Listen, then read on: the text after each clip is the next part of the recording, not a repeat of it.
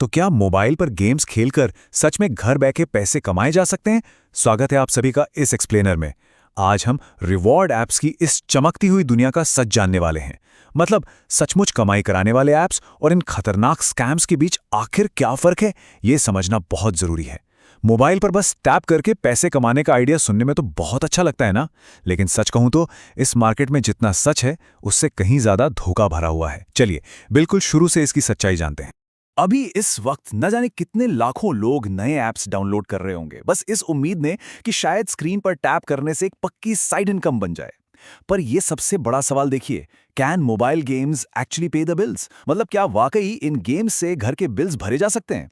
ऐसे दावे तो रोज होते हैं और लोग बिना सोचे समझे इन पर विश्वास भी कर लेते हैं। अब इसे देखिए, 2026 की शुरुआत में फ्री कैश नाम के एक ऐप ने इंटरनेट पर आग लगा दी थी। इन्होंने लोगों को अपनी तरफ खींचना शुरू किया और पता है उनका वादा क्या था? एकदम जबरदस्त, कि सिर्फ वीडियोस देखकर हर घंटे $35 कमाए जा सकते हैं। ये रकम सच में इतनी बड़ी थी कि कोई भी लालच में आकर ऐप डाउनलोड कर ले। पर क्या ये वादा सच था? बिल्कुल नहीं। तो इस एक्सप्लेनर में हम इन मुद्दों पर बात करेंगे। Number 1, the free cash controversy. Number 2, data harvesting scandal. 3, top reward apps compared. 4, real earnings and payouts. 5, Misplay versus Swagbucks. और आखिर में द फाइनल वर्डिक्ट। चलिए शुरू करते हैं पहले हिस्से से, the free cash controversy, from viral hit to app store ban. दरअसल हुआ ये कि वीडियोस देखने के पैसे देने की बजाय उन्होंने बेट एंड स्विच वाली ट्रिक अपनाई। मतलब मासूम लोगों को फंसाने का एक पूरा जाल। वायर्ड और मैलवेयर बाइट्स जैसी बड़ी पब्लिकेशंस ने जब खुलासा किया तो पता चला कि ये ऐप लोगों को ऐसे गेम्स की तरफ भेजता था जहां आगे बढ़ने के लिए उन्हें अपनी ही जेब से पैसे खर्च करने पड़ते थे। सोचिए, और इस धोखे और स्कैम गाइडलाइंस को तोड़ने का नतीजा क्या हुआ? 13 अप्रैल 2026 को एप्पल ने एक बड़ा कदम उठाया और इस ऐप को ऐप स्टोर से हमेशा के लिए बैन कर दिया। अब आते हैं दूसरे हिस्से पर, data harvesting scandal, the hidden cost of free money. देखिए, वो झूठे वादे तो सिर्फ एक दिखावा थे, असली और खतरनाक खेल तो पीछे चल रहा था। फ्री कैश लोगों की बेहद सेंसिटिव पर्सनल इंफॉर्मेशन को चोरी छुपे जमा कर रहा था।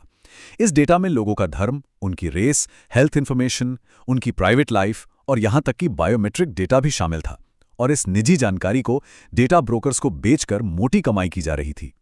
ये किसी की भी प्राइवेसी के खिलाफ एक बहुत संगीन जुर्म है ना?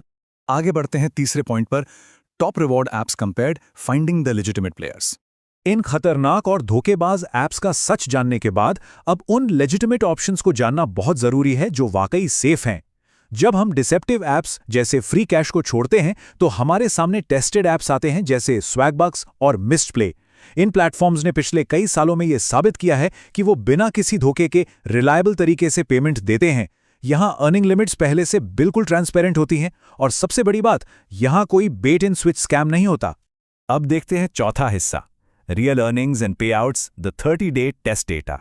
चलिए अब उन हार्ड नंबर्स पर आते हैं जो एक 30 दिन के टेस्ट से निकलकर सामने आए हैं। मार्केट के असल रेट्स देखिए।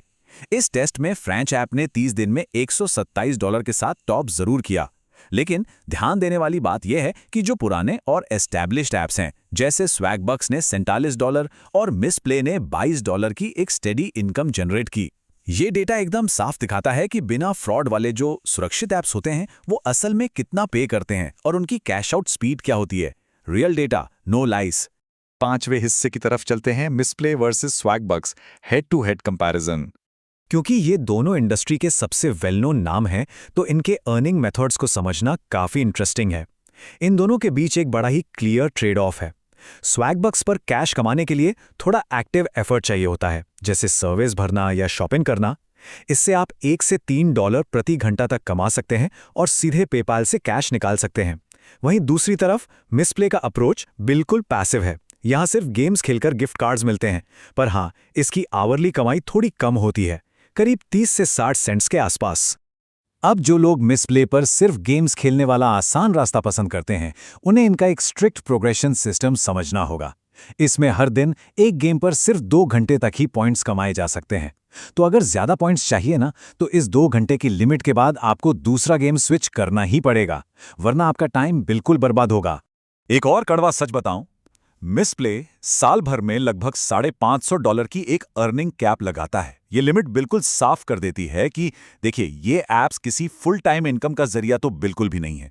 इन्हें सिर्फ थोड़ी बहुत पॉकेट मनी या सप्लीमेंटल स्पेंडिंग के लिए ही डिजाइन किया गया है। इससे ज्यादा की उम्मीद रखना गलत होगा। और अब आते हैं अपने आखिरी हिस्से पर, the final verdict, safe earning strategies. इस एक्सप्लेनर को खत्म करते हुए ये कोट बिल्कुल सही बैठता है। The old adage, if it seems too good to be true, it probably is, holds particularly true in the digital realm where data is a primary currency. Free cash के $35 प्रति घंटे वाले झूठे वादे ने इस बात को बिल्कुल साबित कर दिया है। इसलिए सबसे सेफ और स्मार्ट स्ट्रैटेजी यही है कि लालच से बचा जाए और सिर्फ मिसप्ले और स्वैगबक्स जैसे टेस्टेड प्लेटफॉर्म्स का ही इस्तेमाल किया जाए। तो आखिर में किसी भी नए रिवॉर्ड ऐप को डाउनलोड करने से पहले ये एक सबसे बड़ा सवाल अपने आप से जरूर पूछना चाहिए, is your personal data worth a $5 gift card? क्या सिर्फ $5 के गिफ्ट कार्ड या थोड़े से कैश के लिए अपनी प्राइवेट और सेंसिटिव जानकारी को दांव पर लगाना समझदारी है? ये एक ऐसी बात है जिस पर हम सबको गौर करना चाहिए। जरूर सोचिएगा।